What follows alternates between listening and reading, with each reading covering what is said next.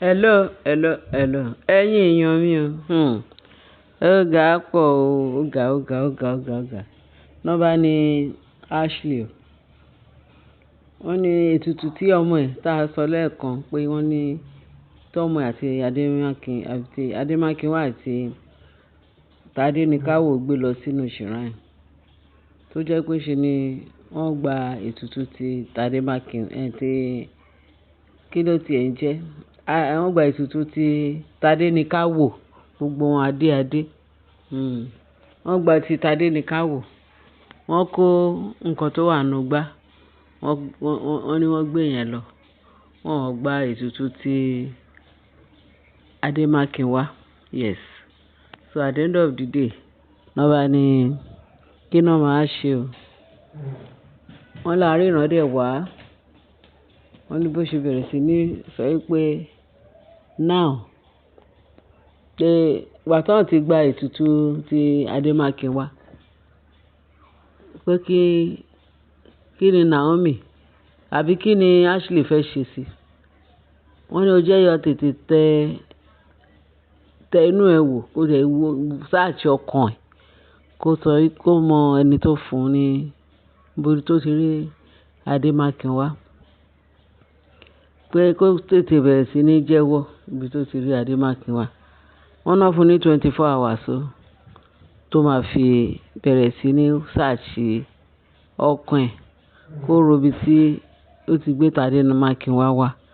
Torí ìgbà tí àwọn tí shrine wọn ló ti reject ètùtù ọmọ yẹn pé yẹn fi hàn pé kìí ṣe kábíyèsí lónìí. Wọ́n ní láti 2 years tó ti ń sọ fún tọmọ tí ń lọ bí 2 years tó ti ń tẹ Ashley nù kábíyèsí sọ̀sọ̀sọ̀ kó jẹ́wọ́ fún un. Ṣé ń sìn tí ò yẹ sí ẹnikẹ́ni tí Ashley dẹ̀ fẹ́ fi ara pamọ́ fún pé tó jẹ́ pé àṣírí ẹ̀ tí wá tú sí gbangba pé báwo láti máa ṣe léèsí pé tìtorí ẹ̀ 24 hours náà fún kó tètè jẹ́wọ́ pé àìjẹ́ bẹ́ẹ̀ consequence tó wà níbẹ̀ kó lágbára o. Kí wà ní consequence?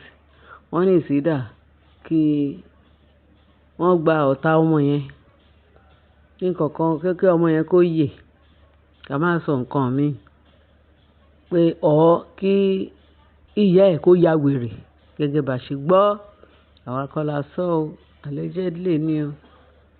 Wọ́n ní wọ́n fún ní 24 hours kí Ashley kó bẹ̀rẹ̀ sí ní confess. So nǹkan tá a gbọ́ nìyẹn. Wọ́n ní ìwọ̀n gan pé ṣe ni ara Ashley bẹ̀rẹ̀ sí ní da omi. Ashley wá bẹ̀rẹ̀ sí ní gbọ̀n gẹ́gẹ́ bá ṣe gbọ́ allegedly. Wọ́n ní kó sọ bí tó ti rí ọmọ. Kì í ṣe pé bóyá kábíyèsí ò like ọmọ yẹn o. Kì í ṣe kábíyèsí ò nífẹ̀ẹ́ ọmọ yẹn o. Ibi téèyàn ti yóò fẹ́ ọmọ ṣé mọ̀ pé kábíyèsí ó like àwọn ọmọdé. Ibi tó ti wọ́n ti yóò fẹ́ èèyàn tó ń yóò fẹ́ ọmọ kábíyèsí ọmọ yẹn kábíyèsí nífẹ̀ẹ́ ó like ẹ̀. Ṣé bá ń fojú rí ọ̀rọ̀ àwọn kan máa sọ pé báyìí lẹ ṣe mọ̀. Ṣé bá ń fojú rí gbogbo bá ṣe ó máa ń gbé ọmọ yẹn kábíyèsí abọ́ ọmọ yẹn ṣeré á tún fún God á rí gbogbo nǹkan tó wà níbẹ̀. Bíi pé ńgbò bá yá pé Ashley máa jẹ́wọ́ pé ọmọ kábíyèsí ni ọmọ yẹn. Gbogbo èèmù ni kábíyèsí ní pé ńgbò bá yá ó máa mú original DNA wá pé bóyá kàn yẹn stubborn ni kó jẹ́wọ́ kó sọ ibi tí òun ti rí ọmọ. Mo mọ̀ pé kábíyèsí rídà ti kábíyèsí bó tiẹ̀ jẹ́wọ́ fún kábíyèsí pé òun kọ́ ló lọ́mọ àbí kinní kan kábíyèsí lè gba ọmọ yẹn ṣùgbọ́n àwọn alálẹ̀ ńkọ́ ṣùgbọ́n nemesis ńkọ́ ó máa ṣẹlẹ̀ lọ́jọ́ iwájú torí bí kábíyèsí onínú dúdú onínú rẹ̀ gbáà ni ó like gbogbo èèyàn kò fẹ́ wàhálà fún anybody. Pẹ̀tẹ́ òun gẹ́gẹ́ bí ipò kábíyèsí ńgbò bá máa lẹ́yìn àtonílé àtàlejò ló máa fara gbà o. Torí a ti máa ń rí a ti máa ń gbọ́ a ti máa ń rí gbogbo oríṣiríṣi irú nǹkan ìṣẹ̀lẹ̀ bẹ́yẹn tó ṣẹlẹ̀ tí ìyàwó kábíyèsí máa lọ gbóyún wá tó kábíyèsí ń wá ọmọ tó ń wá ṣe kínní, á dẹ̀ lọ gbé ọmọ wá láti ìta, á gbóyún wá láti ìta, á wá bí fún kábíyèsí. Àgàgà tó bá jọ́kùnrin, á ní kábíyèsí ti ní àrólé. Nígbà ó wá di ìgbà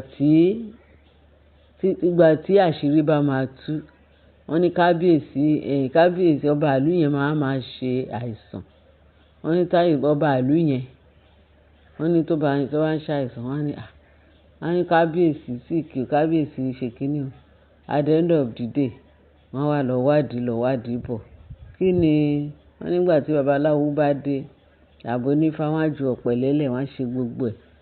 A máa ń rí inú fíìmù náà dàtí rélé, kì í ṣe pé bóyá nǹkan tó ń ṣẹlẹ̀ òun làwọn èèyàn fi ń ṣeré.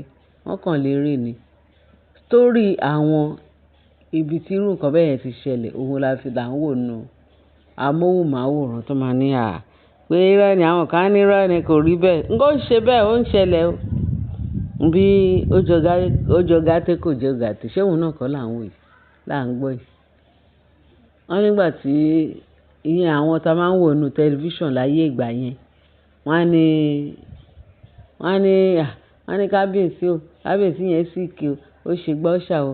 Nígbà tí onífá bá dẹ̀ jọ pẹ̀lẹ́lẹ̀, kí ló dé máa ṣẹlẹ̀? Wọ́n ṣàṣẹ, wọ́n ní àrólé kábíyèsí, pé wọ́n ní àrólé yẹn kì í ṣe kábíyèsí yẹn lónìí. Nígbà yẹn, láyé ìgbà yẹn, a máa ń wò nù fíìmù. Before you know it, ṣe rí olórí tó bí counterfeit àrólé fún kábíyèsí, ó máa na pápá bora, ó ti sá lọ. Kán tó sọ wípé kán lọ mú wá kó wá jẹ́wọ́ kó wá ní bàbá ọmọ ó ti sá lọ. Bíbélì ni ó ti wà láti ti kọ́ ṣe, ó ń bẹ nísinsìnyí, bẹ́ẹ̀ ni yóò sì máa rí nígbà gbogbo ayé àìnípẹ̀kun. Àmín. Bẹ́ẹ̀ ni, k'Ọlọ́run kó ṣàánú fún wa. K'Ọlọ́run kó ṣàánú fún wa. K'Ọlọ́run kó ṣàánú fún wa. Ṣé o kí gbogbo nǹkan tí ó rùn ńlẹ̀ kó lè tán. Wọ́n bá ní irú ẹ̀ ní ìta tún ń gbọ́, ta tún ń wò yìí, ta tún ń sọ wípé báwo ló ṣe jẹ́. Kólúkálukú ya tètè kó ro inú ẹ̀ dáadáa àti ọ̀dọ̀fin inú ẹ̀, àbí báwo náà ṣe ń sọ. Kí Ashley kó ya tètè sọ, kò sí nǹkan tí wọ́n fẹ́ ṣe fún ẹ. Lẹ́nu kó gbọ́mọ lọ fọ́lọ́mọ, kì í ṣe by force. Kábíyèsí wa yìí ò kì í ṣe àgàn. Kábíyèsí ọlọ́mọ yọyọ ni, ó ní ọmọ rẹpẹtẹ. Ó bí èlé kó sí. So kí ló dé tí ẹ fẹ́ máa fi pajá lọ́bọ̀ fún kábíyèsí? Kábíyèsí lọ́mọ, ó ti bímọ síta, ó ti bímọ sílẹ̀, ó ti ṣe gbogbo ẹ̀. Ó ti lọ́kùnrin, ó ti lóbìnrin. Èwo dẹ̀ ní kí wọ́n máa gbé counterfeit wá máa ka mọ́lé. Ẹ jẹ́ ya sòótọ́. Ẹ sòótọ́, kẹ́yé báyé jẹ́, kẹ́yé fi gbogbo àwọn ìwà ipá, gbogbo àwọn ìwà irọ́, gbogbo àwọn ìwà counterfeit tẹ́ ń fi bá kábíyèsí lò láàfin. Tẹ́ bá ṣe dáadáa, why not? Kẹ́ sòótọ́, why not? Kábíyèsí á súnmọ́ yín. Gbogbo ìwà yín yẹn náà ni wọ́n ṣe ní kí kábíyèsí máa súnmọ́ yín. Kí ló dé? Kí ló le tó yìí? Ṣógun láyé ni. Tẹ́ ń fún kábíyèsí wa ní wàhálà. Ẹ ń fún ní wàhálà gidi gan. Ẹni ẹlẹ́ni, because of inú re tó ní. Inú kan tó ní, inú dáadáa tó ní tó fi fa gbogbo yín mọ́ra. Lẹ wá fẹ́ pe kábíyèsí wa ní orúkọ tí Ọlọ́run ò sọ. Ẹ jọ̀ọ́, ẹ jáwọ́ nínú àpọ̀n tí ó yọ̀, kẹ́ dá mi lákaná. Ashley lọ sọ nǹkan tó ṣe o. Ibi tí o ti rí ọmọ kò sọ fún kábíyèsí. Torí ẹ̀ ń bò wọ́n bẹ́ẹ̀ bò wọ́n bọ̀ ẹ̀ bò. Òun náà kọ́ ló ti escalate tí gbogbo ayé ti gbọ́. Àwọn alálẹ̀ gan gbọ́, àwọn ghost gbọ́, àwọn gbogbo everybody ló ti gbọ́. Kí ló dé? Ẹ jáwọ́ nínú nǹkan burúkú. Ẹ̀yin èèyàn wa, ẹ má bínú jẹ́, ẹ bá share, ẹ bá like, ẹ bá subscribe, kí ẹ bá fi tó kù sí comment section. Ẹ ṣé gan. Ààbò Ọlọ́run á dájú lórí wa. Àní ṣìṣe wa, àdẹ̀ ní dáràn. Orúkọ Jésù Olúwa wa. Àmín. Ẹ ṣé gan. Bye.